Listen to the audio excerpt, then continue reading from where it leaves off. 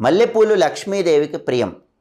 పారే నీళ్లలో ఇలా 9 మల్లెపూలు 9 గురువారాలు విడిచిపెట్టినట్లయితే లక్ష్మీ కటాక్షం కలుగుతుంది, భూలక్ష్మి అనుగ్రహం కలిగి తొందరగా ప్రాపర్టీస్ కొనే యోగం కలుగుతుంది. అలాగే పౌర్ణమి తిథి రోజు కూడా తెల్లటి పుష్పాలు వీలైనన్ని పారే నీళ్లలో విడిచిపెట్టడం ద్వారా కూడా తొందరగా ప్రాపర్టీస్ కొనేటటువంటి యోగాన్ని సిద్ధింపజేసుకోవచ్చు.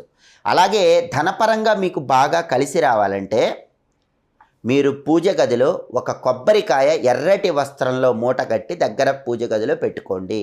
ఏ ఇంట్లో అయితే ఎరుపు రంగు వస్త్రంలో కొబ్బరికాయ మూట కట్టి ఆ మూట పూజ గదిలో ఉంటుందో ఆ ఇంట్లో పరమేశ్వరుడి అనుగ్రహము, లక్ష్మీదేవి అనుగ్రహము పరిపూర్ణంగా ఉండి ధనపరంగా అదృష్టం బాగా కలిసి వస్తుంది. కాబట్టి కార్యసిద్ధితో పాటు ధన ఆగమనం పెరగాలంటే ఈ శక్తివంతమైన పరిహారాలు పాటించి సకల శుభాలను సిద్ధింపజేసుకోండి.